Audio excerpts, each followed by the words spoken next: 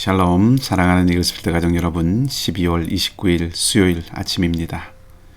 우리 가운데 사람의 몸을 입고 오신 주님의 평강이 오늘도 여러분과 함께 하시기를 소망합니다.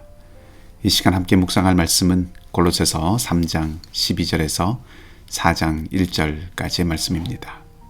제가 말씀을 읽겠습니다.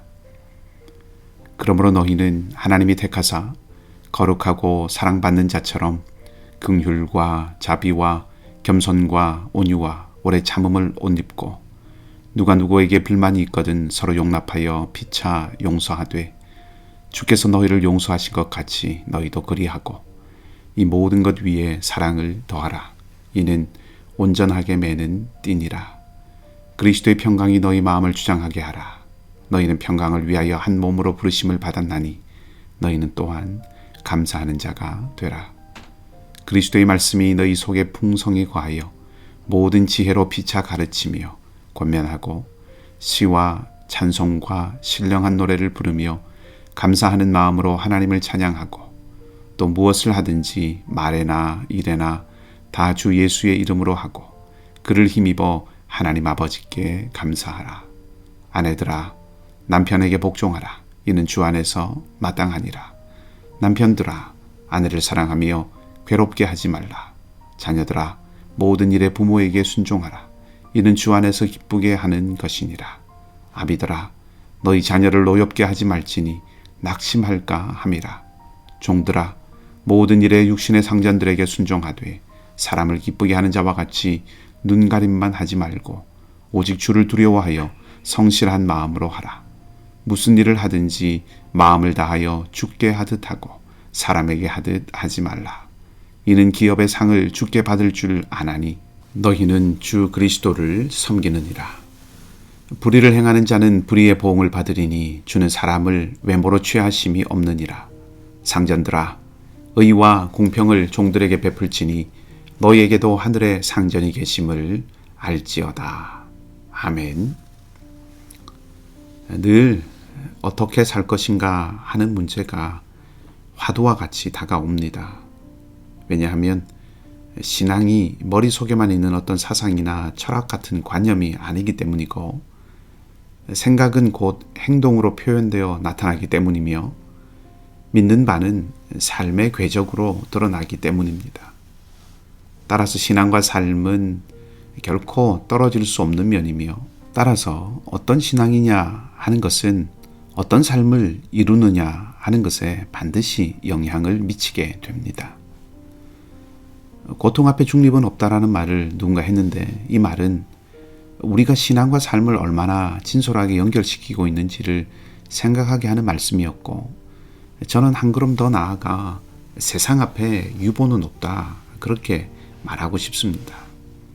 평화라는 이름으로 책임을 다하지 않거나 진실 앞에 세우지 않는 것은 영적인 비겁함이고 또 두려움 앞에 자신을 드리는 모습이라고 할 수도 있습니다.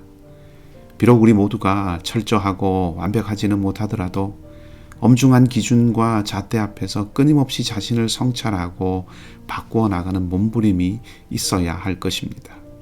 주님께서 에베소 교회를 향하여서 내가 네 수고를 안다 그렇게 말씀하셨는데 우리를 보시는 주님 앞에 설 때 우리가 보일 수고 가운데 하나가 바로 이런 몸부림이 아닐까 하는 생각을 해봅니다. 바울의 편지들을 보면 늘 그리스도인으로서 어떻게 살아갈 것인지를 다루고 있습니다. 이런 것들은 단지 개인의 윤리적이고 도덕적인 삶의 문제만을 이야기하는 것은 아닙니다. 예수 믿고 구원받은 백성이 되었기 때문에 착하게 살고 다른 사람들과 잘 어울리며 자기를 주장하지 않고 섬기는 자로 살아야 한다는 정도의 얘기가 아니라는 뜻입니다. 바울은 개인의 윤리적인 삶을 넘어서서 제도와 사회 안에서 어떤 공동체를 구현해야 하는지를 다루는 데까지 나가는 비전을 가지고 있습니다. 물론 이것은 과격한 폭력적 혁명이 아닙니다. 하지만 바울과 초대교회는 자신들이 몸담고 있던 세상과는 전혀 다른 세상을 구현하려고 했던 것은 분명합니다. 그런 의미에서 혁명과 같은 일이기도 한 것이죠. 세상이 감당치 못한다는 것은 이런 의미의 표현입니다. 힘과 폭압과 소유와 권세로 움직이는 이 세상이 감당하고 받아들이기 불가능한 사랑과 자비와 겸손과 온유와 오래 참음, 이런 것으로 움직이는 세상을 꿈꾸고 만들어가는 일이 신앙을 통해서 나타내는 일이라는 것입니다. 오늘 바울이 말하고 권고하는 바가 바로 그것입니다. 오늘 본문은 크게 세 부분으로 나눌 수 있는데, 그리스도의 은혜로 옷 입으라 하는 권면이 12절에서 14절까지, 그리스도의 지배를 받으라 하는 권면이 15절에서 17절까지, 어떻게 서로가 서로를 대할 것인가 하는 내용이 18절부터 4장 1절까지에 나타난다고 할 수 있습니다. 그리스도의 은혜로 옷 입으라는 표현은 다른 말로 바꾸어 성경에 나타난 표현을 빌자면 하나님이 택하신 거룩하고 사랑받는 자처럼 살아가라 하는 말입니다. 그리스도인임을 나타낼 수 있는 삶을 살아가라 하는 것이죠. 이것은 외적인 모습에 국한되는 것이 아니라 실상은 내면적인 모습을 나타내는 것입니다. 그리고 오늘 본문에 나오지만 그 핵심에는 용서가 있습니다.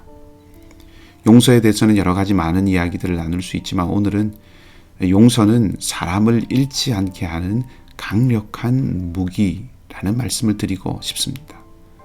주께서 우리를 용서하시고 하나님이 우리를 용납하신 것은 우리를 잃지 않으시기 위함이었습니다. 용서는 사람을 얻습니다. 용서는 잃어버린 자를 찾을 수 있는 힘입니다. 하나님 나라 백성 공동체를 불러 모으기 위해서는 용서라는 관문을 거쳐야 합니다. 사람을 얻으려 한다면 용납하고 품어야 합니다. 나의 의로움을 드러내려면 사람을 쳐내지만 나의 온전함을 이루려면 사람을 얻는 자가 되어야 할 것입니다. 15절은 그리스도의 평강이 우리 마음을 주장하게 하라고 권면합니다. 주님이 어떻게 평화를 이루셨습니까? 하나님과 우리 사이의 평강은 어떻게 이루어졌습니까? 죽음, 곧 희생입니다. 그리스도의 죽음이 평강을 이루어냈습니다. 그리스도의 희생이 평화를 이루어냈습니다.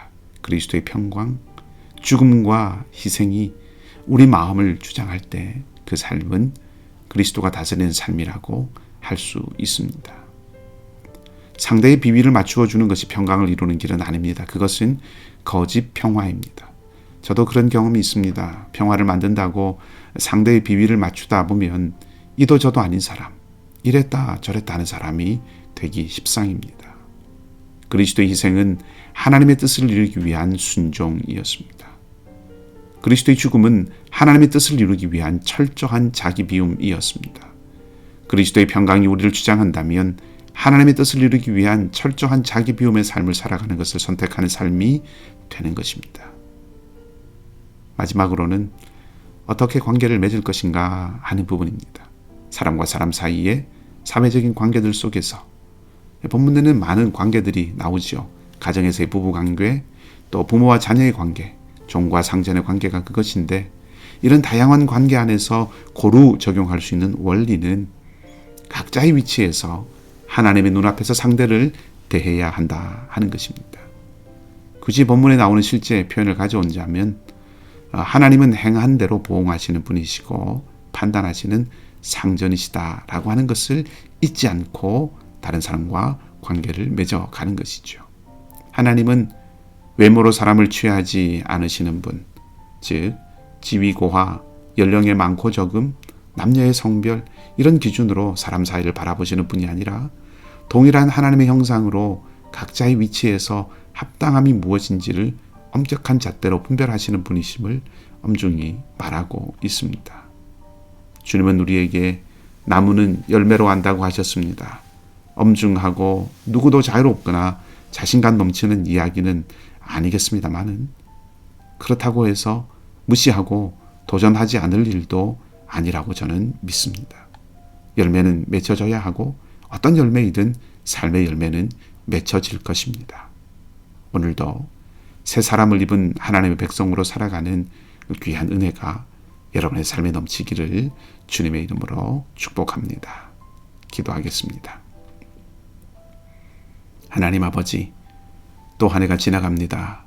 돌아보는 우리의 시간들이 하나님 앞에서 얼마나 충실하였는지, 우리의 마음과 생각이 얼마나 하나님 앞에서 신실하고 주님만 의지하였는지 주님이 셈하시고 지켜보시고 하시는 줄 압니다. 때로 우리의 마음과 생각이 우리 중심으로 움직일 때에도 우리를 향해서 오래 참으시는 주님의 긍휼하심이 여전히 우리를 숨쉬게 하고 여전히 살아가게 하심을 진지하게 이 시간 기억하기 원합니다. 그리고 다시금 마음을 낮추어 주님의 말씀을 조차 순종하며 하나님의 의를 따라 살아가기를 원합니다. 주님, 주의 성령을 우리 각 사람의 심령에 부어주시고 주님의 마음으로 채워주시고 주님의 심장으로 살게 하여 주시옵소서.